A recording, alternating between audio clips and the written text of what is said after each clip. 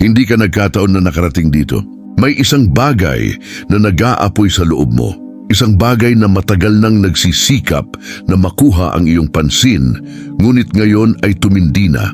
Marahil ito ay ang kahungkagan na walang pagkagambala ay maaaring punan, o ang pagkabalisa na hindi ka nag-iiwan ng nag-iisa. Ang damdaming ito ay hindi sinasadya.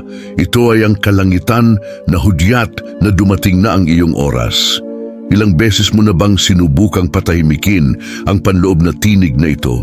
Sa pag-aakalang ito ay bunga lamang ng iyong pagod na isipan. Ngunit ngayon, sa sandaling ito ay mas malinaw kaysa dati. Hindi ito imahinasyon, hindi ito nagkataon. Ito ay isang banal na tawag na umaalingaw-ngaw sa loob ng iyong kaluluwa. Ang kalangitan ay minarkahan ka at ang pagbabagong anyo ay nagsimula na. Mayroong isang sakit na dinadala ng maraming mga pinili, na ang pakiramdam na hindi sila magkasya, na sila ay palaging wala sa lugar, na ang mundo ay hindi nauunawaan ng mga ito. Ngunit ang sakit na ito ay hindi parusa. Ito ay patunay na ikaw ay ipinanganak para sa isang bagay na mas dakila, isang bagay na lampas sa mga limitasyon ng tao.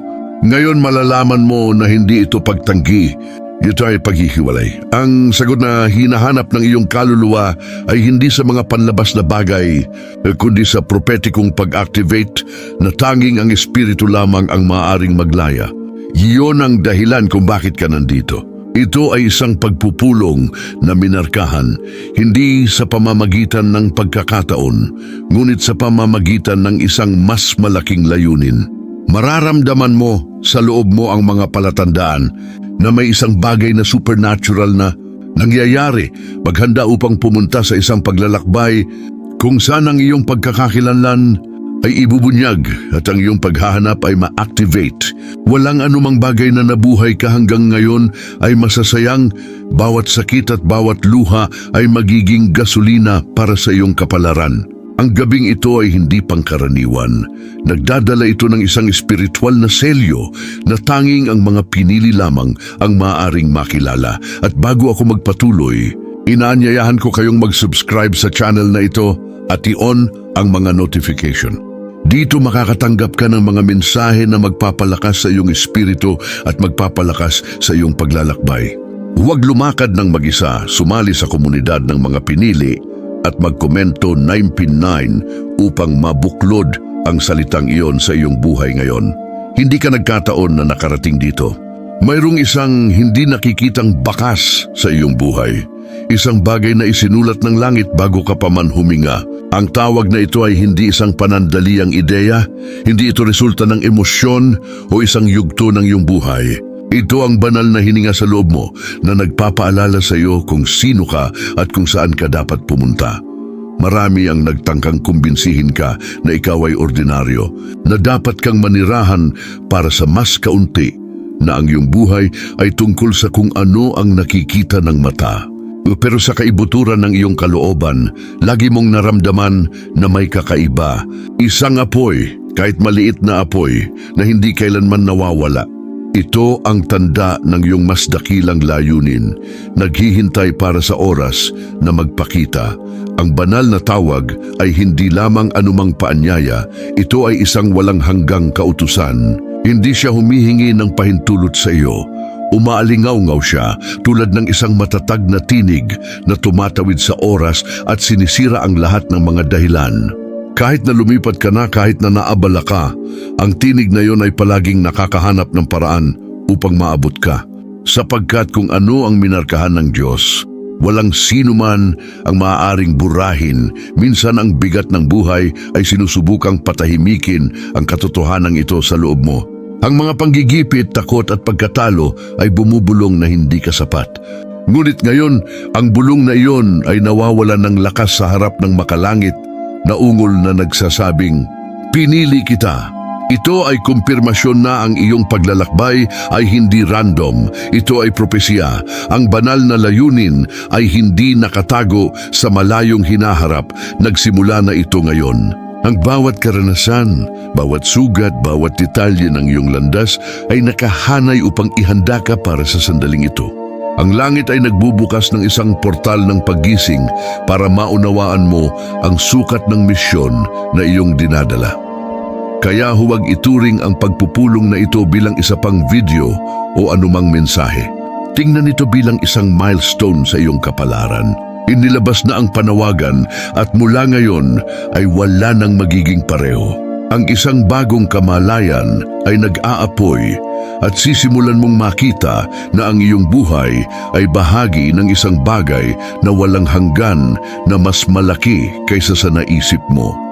Sa loob ng mahabang panahon, ang kanyang kaluluwa ay napigilan ng mga pagkagambala ng mundong ito sa pagitan ng mga responsibilidad, panggigipit at mga tinig sa labas. Natutunan mong manahimik kahit na may isang bagay sa loob mo na sumisigaw para sa higit pa. Yung pagpapatahimik na ito ay hindi lamang resulta ng pagkakataon, ngunit isang espiritual na diskarte upang subukang pigilan ang paggising ng iyong dala. Ilang beses mo na bang naramdaman na gusto mong manalangin, ngunit ang routine ay nagpabagsak sa iyo? Ilang beses mo na bang nais na hanapin ang banal na presensya, ngunit ang pagod na isip ay kinaladkad ka sa kawalan? Ganito ang kaluluwa ay nagiging tahimik, unti-unti na tila natutulog. Ngunit kahit na ang espiritual na pagtulog ay sinubukan na bitag ka, ang iyong kakanyahan ay hindi tumigil sa pagtibok. Ang muling pag-activate ay nagsisimula lamang kapag napagtanto mo na hindi ka na maaaring mabuhay ng hindi nakakonekta. Ito ay kapag ang kaluluwa, kahit na nasugatan, ay sumisigaw para sa muling pagsasama-sama sa tunay na pinagmulan nito. At ang sigaw na iyon ay umaabot sa lahat ng paraan patungo sa langit, kung saan ang mga anghel ay pinakawalan upang itaas ka. Ang katahimikan ay hindi ang katapusan, ito ay lamang ang tagapagpahiwatig ng isang mas malakas na tinig na darating. Ang Espiritu ay humihinga muli sa iyong buhay, muling nagbibigay buhay sa mga kaloob na nakatago, ginigising ang pananampalataya na tila nawala. Ang tila na apula ay nag-aapoy sa apoy ng layunin. Ang kahungkagan na iyon na nasaktan ay nagsisimula na ngayong punan ng isang buhay na presensya na nagdudulot ng kapayapaan at kalinawan sa parehong oras. Intindihan, hindi ka nawala kung sino ka, nakatulog ka lang sandali. Ngunit ngayon ang utos ay ibinigay na mula sa langit, panahon na upang magising. Ang nakakulong ay palalayain, kung ano ang tahimik ay ipahahayag, kung ano ang natutulog ay muling isa sa aktibo. Ang banal na hininga ay nagdudulot ng bagong buhay sa iyong kaluluwa, at ang muling pag-aktibo na ito ay hindi magiging maingat. Mapapansin mo ang mga banayad na pagbabago, na tila isang belo ang itinaas sa harap ng iyong mga mata. Ang mga lugar, tao at sitwasyon na dati ay pumipigil sa iyo ay hindi na magkakaroon ng parehong kapangyarihan. Ito ay ang kalangitan na nagbabago sa iyo ng posisyon, hakbang-hakbang, upang ang tinig ng iyong espiritu ay mas malakas kaysa sa anumang panlabas na ingay. Yung pressure sa dibdib, yung bukol sa lalamunan o maging yung mga luha na dumarating ng walang paliwanag. Ang mga ito ay hindi mga palatandaan ng pagkabalisa, kundi ng banal na presensya na humihipo sa iyo. Ang langit ay nagsasalita sa pamamagitan ng hindi nakikita, at kadalasan ng katawan ay tumutugon bago pa man ito maunawaan ng isip. Ang mga hula na ito ay hindi nagkataon, kundi mga kumpirmasyon na may isang bagay na mas malaki ang gumagalaw. Maaring nakaramdam ka ng biglaang goosebumps, init sa iyong mga kamay o kahit na isang flutter sa iyong puso. Ang mga detalyeng ito na binabaliwala ng marami ay tulad ng mga spiritual na code na nagmamarka na ang pag-activate ay nagsimula na. Sabi ng Diyos, nandito ako, huwag kang matakot. Pinili ko kayo at tinatakan ko sa inyo ang aking pangako. Ang pinili ay hindi kailanman napapansin sa harap ng langit. Kahit na itinuturing siya ng mundo bilang pangkaraniwan, kinikilala siya ng espiritual na lugar mula sa malayo. Sa makatuwid, kapag ang mga palatandaan na ito ay nagpapakita ng kanilang sarili, huwag labanan ng mga ito, huwag subukang mga tuwiran. Hindi sila dumating upang malito, ngunit upang kumpirmahin. Ang mga ito ay mga buhay na paalala na ang iyong paglalakbay ay nakahanay sa isang walang hanggang layunin. Ang pag-activate na ito ay hindi limitado sa panandaliang damdamin. Nagsisimula itong magbukas ng mga bagong landas upang magdala ng biglaang mga ideya, kalinawan ng mga saloobin at kahit na mga sagot na matagal mo nang hinahanap. Umihip ang espiritu at bigla mong napansin na ang tila nakalilito ay nagsisimulang pumila sa harap ng iyong mga mata. Marami ang maaring hindi man lang nauunawaan ang iyong nararanasan. Dahil ang mga palatandaan ng propesya ay personal, ang mga ito ay intimate, ang mga ito ay mga susi na ibinibigay lamang sa mga pinili. Huwag kang mag-alala na naiintindihan ka ng lahat. Ang pagpapasigla na ito ay hindi ginawa para sa karamihan, kundi para sa inyo, ang isa na napagpasyahan ng langit na gisingin sa oras na ito at alamin ang bawat tanda na dumarating ay tulad ng isang espiritual na tatak 9:29 na nakaukit sa kakanyahan nito. Ito ang kalangitan na nagtik na handa ka na para sa susunod na antas. Huwag ipagwalang bahala ang mga galaw na ito. Ang mga ito ay hindi random na damdamin, ngunit ang Diyos mismo ang nagsasabi, bumangon ka, sapagkat ang panahon ng katahimikan ay tapos na. Ang presensya ko ay nag-activate sa iyo ngayon. Kapag ang langit ay nagpasya na hawakan ang iyong buhay, kahit na ang katawan ay nararamdaman ito, ang biglaang init, ang goosebumps na tumatakbo sa balat, ang pakiramdam ng panloob na panginginig ng boses, lahat ng ito ay mga pisikal na marka ng isang espiritual na kilusan. Hindi lamang ito emosyon, ito ay isang tanda na ang banal na espiritu ay nagising sa mga lugar na natutulog sa loob mo. Ang mga pagpapakita na ito ay hindi dapat matakot sa iyo, ngunit ipaalala sa iyo na hindi ka nag-iisa. Parang pinatutunayan ng Diyos sa isang malinaw na paraan na siya ay naninirahan sa iyo. Ang katawan ay nagiging isang buhay na altar sensitibo sa banal na paghipo. Ang presensya na dating tila malayo ay nakikita na ngayon kahit sa pinakabanayad na mga detalye ng iyong pagkatao. Ang espiritual na pagbabagong anyo ay nagsisimula kapag nauunawaan mo na ang nakikita at ang hindi nakikita ay magkakasama. Ang nangyayari sa espiritu ay makikita sa katawan at kung ano ang nararanasan mo sa pisikal ay patunay lamang ng isang panloob na muling pagsilang na isinasagawa na. Parang ang iyong kaluluwa ay nakakatanggap ng mga bagong vital signs. Maaari kang magsimulang makaramdam ng higit na magaan, isang kapayapaan na hindi may paliwanag, o kahit na panibagong enerhiya upang harapin ang mga hamon. Ito ay dahil ang langit ay nakahanay sa bawat selula sa iyong katawan, sa layuning ipinagkatiwala sa iyo. Ang pagbabagong anyo ay hindi lamang espiritual, ito ay integral, isip, puso at katawan. Ipinapakita rin ng prosesong ito kung ano ang kailangang pagalingin. Minsan ang mga lumang sakit ay muling lumitaw, ang mga nakalimutang alaala ay lumitaw, at kahit na ang mga pisikal na sintomas ay tumindi. Ngunit hindi ito isang kabiguan. Ito ay ang paglilinis na nagaganap. Nililinis ng espiritu ang mga ugat upang ikaw ay ganap na maibalik. Kaya huwag baliwalain ang mga palatandaan na ito o malito ang mga ito sa isang bagay na pangkaraniwan. Tingnan ng mga ito bilang isang propetikong sagot. Ang langit ay muling nagpoprogram ng iyong buhay, nagpapagana ng mga regalo, nagpapagaling ng mga sugat, at nagpapalaya ng autoridad.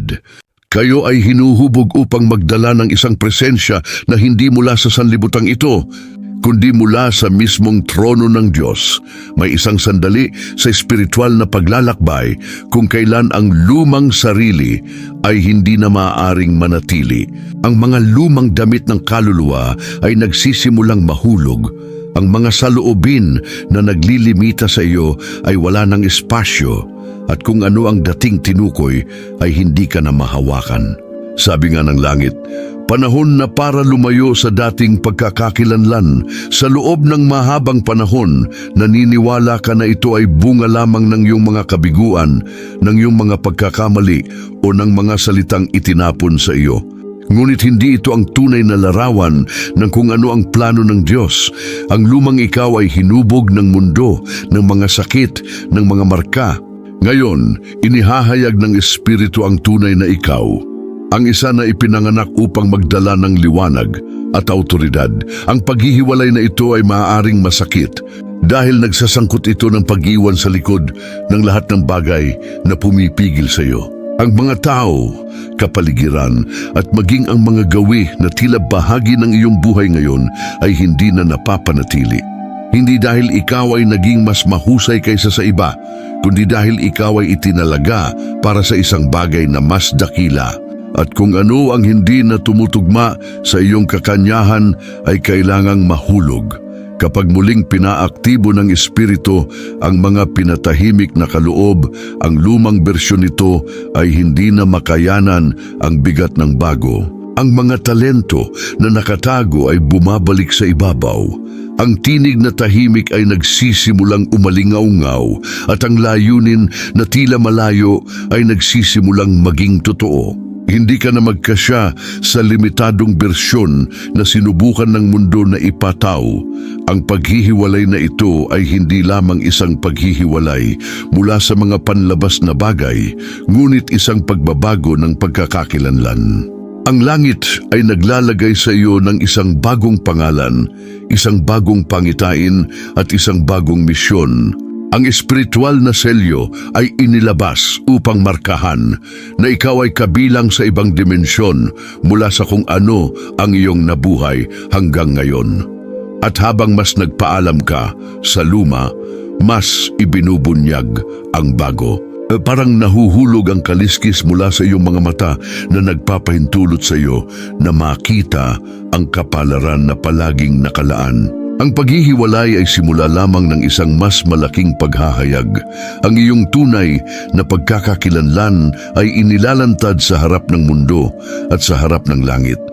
Kapag nagpasya ang langit na kumilos sa iyong buhay, sinimulan niya ang isang tunay na espiritual na operasyon. Para bang inalis ng mga hindi nakikitang kamay, isa-isa, ang mga ugat na nagbubuklod sa iyo sa mga lumang pattern, nakakaparalisa ng takot at nakatagong pagkakasala. Yung paglilinis ay hindi banayad, ngunit kinakailangan dahil tanging ang malinis lamang ang lubos na magdadala ng banal na presensya. Kadalasan ay inilalantad ng prosesong ito kung ano ang mas gusto mong itago. Mga masakit na alaala, mga pagkakamali sa nakaraan, mga kaisipan na sinubukan mong pigilan. Lahat ng bagay ay bumabalik sa ibabaw. Ngunit hindi upang akusahan ka. Ito ay dapat ilagay sa harap ng Diyos at sa huli ay pagalingin. Ang dating sugat ngayon ay nagiging isang propetikong peklat, isang buhay na patotoo ng pagbabagong anyo. Ang paglilinis ay tulad ng apoy na nag-aalis ng mga karumihan mula sa ginto. Habang kumikilos ang Espiritu, inaalis niya ang mga patong ng kapalaluan, kawalan ng pananampalataya at mga nakatagong pag-asa. Ang Galatians ay sigtray sa kikanyahan doon, na handang sumasalamin sa liwanag ni Kristo nang walang maskara, walang timbang, walang di nakikitang mga tanikala. Ang prosesong ito ay nagdudulot din ng ginhawa sa katawan at kaluluwa. Ang pagkabalisa na natupok, ang pagkakasala na paralisado sa iyo, ang bigat na tila nasasaktan, ang lahat ay nagsisimulang matunaw. Ang panloob na pagpapagaling ay sinamahan ng malalim na kapayapaan, na para bang ang kalangitan ay naghuhugas ng bawat sulok ng iyong kwento ng bagong tubig. Ngunit huwag magkamali, ang paglilinis ay tuloy-tuloy.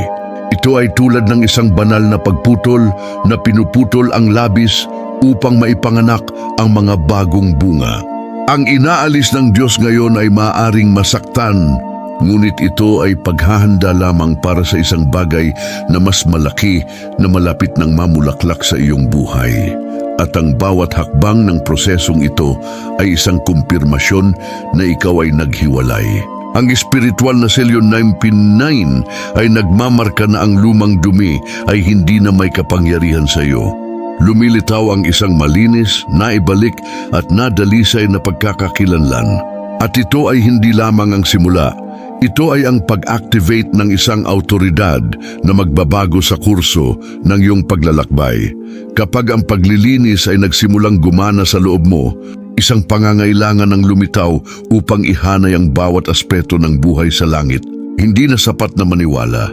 Kailangan na mamuhay ayon sa bagong pagkakakilanlan. Nangangahulugan ini nga bisan ang bagahin gudtiay nga mga detalye, sugadhan pagkaon, mga batasan, mga pulong, ngan mga panhunahuna na sa lara pinaagi han presensya han Dios. Ang katawan ay tumigil sa pagiging isang katawan lamang at nagiging isang templo. Kung ano ang iyong kinakain, kung ano ang iyong naririnig, kung ano ang iyong sinasabi, ang lahat ng ito ay nagsisimulang mahalaga dahil ang Espiritu ay naninirahan sa iyo. Ang kamalayan na ito ay hindi ipinanganak mula sa panlabas na pagpapataw, ngunit mula sa loob bilang isang hindi nasisiyahan na uhaw na mamuhay sa kabanalan at katotohanan. Ang pagkakahanay na ito ay tulad ng isang espiritual na kompas. Sa bawat desisyon, nakikita mo ang isang banayad na tinig na gumagabay sa iyo. Pumunta sa ganitong paraan, iwasan ang landas na iyon, bantayan ng iyong puso. Kapag sinunod mo ang tagubilin na ito, nadarama mo ang kapayapaan. Kapag hindi niya pinansin, nakakaramdam siya ng hindi mapakali. Hindi pinahihintulutan ng langit na lumakad ang hinirang na nawala, bagkus pinapatnubayan siya sa tumpak na paraan. Ang pag-align sa langit ay din ang pag-unawa na ang iyong kaluluwa ay nangangailangan ng pagkain tulad ng katawan. Ang pananalangin, pagbubulay-bulay sa salita, pananahimik upang pakinggan ng Diyos, lahat ng ito ay nagiging mahahalagang pangangailangan. Na tulad ng hindi ka tumitigil sa pagkain ng pisikal, hindi mo rin mapipigilan ang pagpapakain ng iyong espiritual na kakanyahan. Ang pagkakahanay ay nangangailangan ng katatagan. Ito ay hindi isang bagay ng paghahanap ng pagiging perpekto, kundi ng pagpili araw-araw ng kung ano ang nagpaparangal sa presensya ng Diyos. Ito ay disiplina at pagsuko, ito ay pananampalataya at pagsasagawa. Ang bawat hakbang, kahit na ang maliliit na hakbang, ay bumubuo ng isang matatag at may layunin na buhay. At habang mas nakapila ka, mas napapansin mo na ang langit ay nagsisimulang ihanay ang mga pangyayari sa paligid mo. Bukas ang tamang pintuan, dumarating ang tamang koneksyon, lumitaw ang mga pagkakataon. Dahil kapag ang iyong buhay ay tumipulso sa kalangitan, ang lahat ng bagay sa paligid ay tumugon. Ang tila na tigil ay nagsisimulang dumaloy sa isang supernatural na paraan. Kapag nagpasya ang langit na baguhin ang iyong posisyon, sinimulan niyang putulin ang mga di nakikitang ugnayan na nauubos ang iyong espiritual na enerhiya. Ang mga tao, lugar at gawin na tila hindi nakakapinsala ay nagsisimulang ibunyag ang kanilang sarili bilang mga pasanin na naantala ang kanilang paglakad. Ang paghihiwalay na ito ay maaaring maging masakit, ngunit ito rin ay nagpapalaya dahil nagbibigay ito ng puwang para sa mga koneksyon na nakahanay sa banal na layunin. Maaari mong makita na ang ilang mga kapaligiran ay hindi nakaakit-akit sa iyo. Ang mga pag-uusap na dati ay nakakuha ng iyong pansin ngayon ay walang kabuluhan. Ang mga relasyon na sumipsip sa iyo ay hindi na nakakahanap ng espasyo sa iyong puso.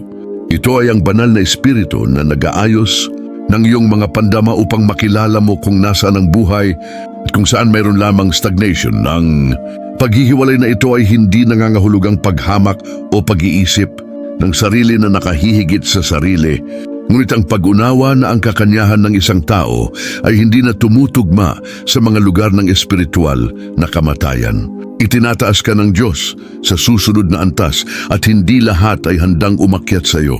Sa kadahilanang ito, siya mismo ang namamahala sa pagpapalayas sa mga taong hindi na makalakad sa tabi niya.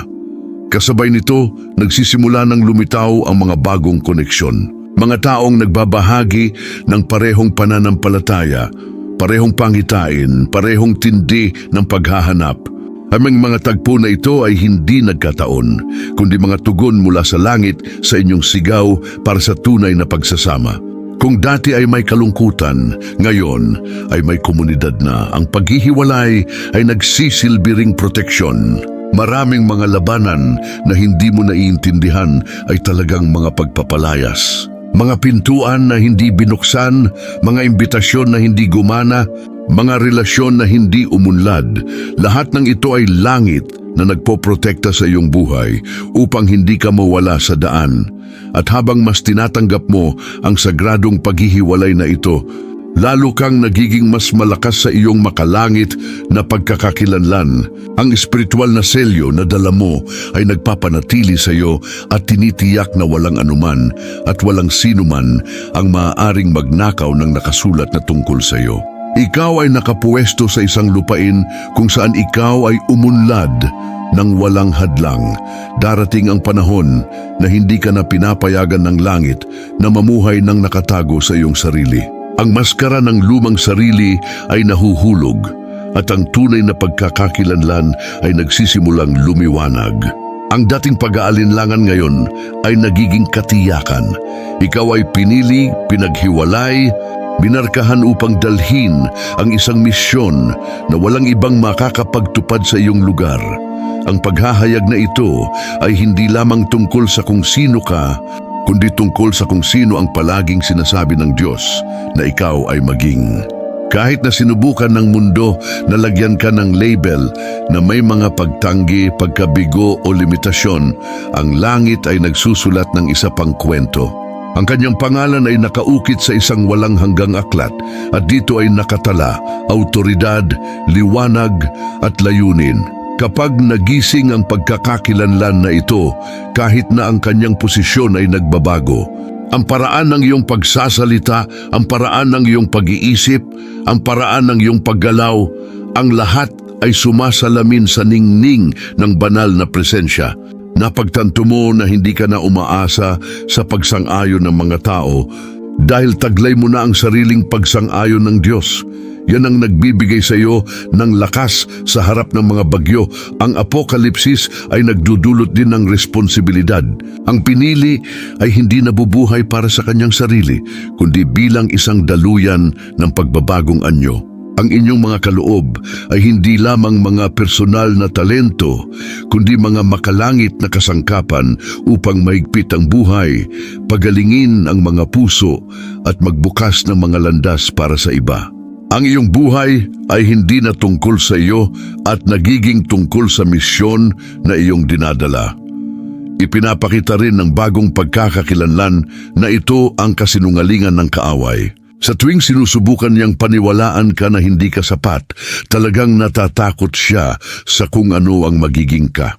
At ngayon ang pinakakinatatakutan niya ay nangyayari. Ang paghahayag kung sino ka talaga sa espiritual na eroplano. At sa gayon, na may awtoridad, nagsisimula kang lumakad hindi na bilang isang ordinaryong tao, kundi bilang isang kinatawan ng langit sa lupa.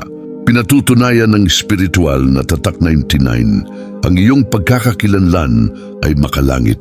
Ang iyong misyon ay walang hanggan at ang iyong paglalakbay ay hindi na markahan ng nakaraan, kundi ng tadhana na dinisenyo ng Diyos para sa iyo mula pa sa simula. Matapos ang lahat ng ginawa ng langit sa loob ninyo, ang pagtawag, paglilinis, pagsira at paghahayag ng inyong pagkakakilanlan, dumating ang panahon ng pagpapatibay. Para bang ang Diyos mismo ang pumirma ng kanyang tata, "O, ikaw ay akin," at walang makakapagpabago niyan. Ang kumpirmasyon na ito ay hindi lamang isang sensasyon, ngunit isang espiritual na kautusan na nagbabago sa iyong buhay sa harap ng mundo at ng di nakikita. Ang muling pagpoposisyon ay nagsisimula kapag ang mga pintuan na dati nang sarado ay nagsisimulang magbukas at ang mga hindi bahagi ng banal na plano ay nagsasara ng walang paliwanag. Itisto na katunsyang langit ang gumagabay sa iyong mga hakbang. Ang tila natigil ay nagsisimulang gumalaw. Dahil ngayon ay naglalakad ka na sa gitna ng layunin. Ang bagong posisyon na ito ay hindi nakasalalay sa mga titulo, posisyon o katayuan sa lupa. Ito ay ipinanganak mula sa loob, mula sa espiritual na awtoridad na nakapalibot sa iyo. Kapag nagsasalita ka, ang iyong tinig ay nagdadala ng bigat. Kapag nagdarasal ka, bumukas ang langit. Kapag nag-aayos ka, nagbabago ang kapaligiran. Dahil ang muling pagpoposisyon ng kalangitan ay nagdudulot ng kapangyarihan at pagiging lehitimo. Ngunit kasabay ng kumpirmasyon, mayroon ding responsibilidad. Ang langit ay hindi nagising sa isang tao na magpatuloy sa parehong gawain tulad ng dati. Nangangailangan ito ng praktikal na sagot. Nangangahulugan ito ng pagpapahayag gamit ang iyong bibig, pag-align ng mga saloobin, at pagbubuklod ng desisyon sa pananampalataya. Yun ang dahilan kung bakit tinawag ka na kumilos, hindi lamang makinig, kundi tumugon. Makikita rin sa iba ang pag-aayos na ito. Ang mga tao ay magsisibulang mapansin ang isang bagay na naiiba tungkol sa iyo. Hindi lamang ang paraan ng kanyang pagsasalita, kundi ang liwanag na dala niya, ang katatagan sa kanyang tingin, ang kapayapaan na kanyang ipinapadala. Ang dating pangako lamang ay nagiging nasasalat na katibayan ng pagkilos ng Diyos sa iyong buhay. Sa wakas, ang kumpirmasyon na ito ay isang paanyaya. Ginawa na ng langit ang kanyang bahagi. Ngayon ay ikaw na ang bahala. Ipahayag sa mga komento 99 upang mabuklod ang salitang iyon. Mag-sign up, pumila at ipakita na handa ka nang ipamuhay ang misyon na iyon. Ang badge ay inilabas na. Ngayon ito ay ang iyong desisyon na pagmamay-ari kung sino ka talaga. Ngayon na ikaw ay nasa paglalakbay na ito, huminto sandali at pagninilay-nilay. Nabubuhay ka ba bilang isang taong nagdadala ng isang makalangit na selyo? O sinusubukan mo pa ring magkasya sa mga pagkakakilanlan na hindi na pag-aari mo? Kinumpirma na ng langit kung sino ka, ngunit ang pagpipilian na lumakad sa katotohanan iyon ay nasa iyo. Ang bawat salita na umalingaw-ngaw dito ay isang banal na panawagan na baguhin ang iyong buhay. Huwag hayaang ang pag-activate na ito ay isang sandali lamang na lumilipas. Ang sinimulan ng Espiritu ay nangangailangan ng pagpapatuloy sa inyong pang-araw-araw na saloobin, desisyon at pagpipilian. Handa ka na bang ipamuhay ang katatagan na ito? Tandaan, hindi lamang ito tungkol sa damdamin kundi tungkol sa pagtugon. Binuksan na ng langit ang mga pintuan nito. Inilabas na nito ang mga palatandaan. Inihayag na nito ang pagkakakilanlan nito. Ang tanong, dadaan ka ba sa portal na ito o mananatili ka sa dati mong kinaroroonan? Tapos na ang panahon ng pag-aalinlangan, dumating na ang panahon ng pagkilos. Hayaan ang mensaheng ito na hindi lamang hawakan ang iyong kaluluwa, ngunit baguhin ang iyong pagsasanay. Tanungin ang iyong sarili, ano ang kailangan kong iwanan ngayon upang igalang ang tungkulin na natanggap ko? Anong hakbang ang kailangan kong gawin upang maihanay ang aking buhay ng isang beses at para sa lahat sa langit? Ang mga sagot na ito ay nasa loob mo, naghihintay ng lakas ng loob na ipakita ang kanilang sarili. At kung ang salitang iyon ay nagsalita sa iyo, mag-subscribe ngayon sa channel na ito, i-on ang mga abiso at sumali sa komunidad na ito ng mga pinili. Ipahayag sa Nimpa Tinaikya na mga komento upang mabuklod sa espiritual kung ano ang nailabas na sa di nakikita. Ang simpleng desisyon na ito ay magiging simula ng isang bagong paglalakbay na puno ng awtoridad at layunin.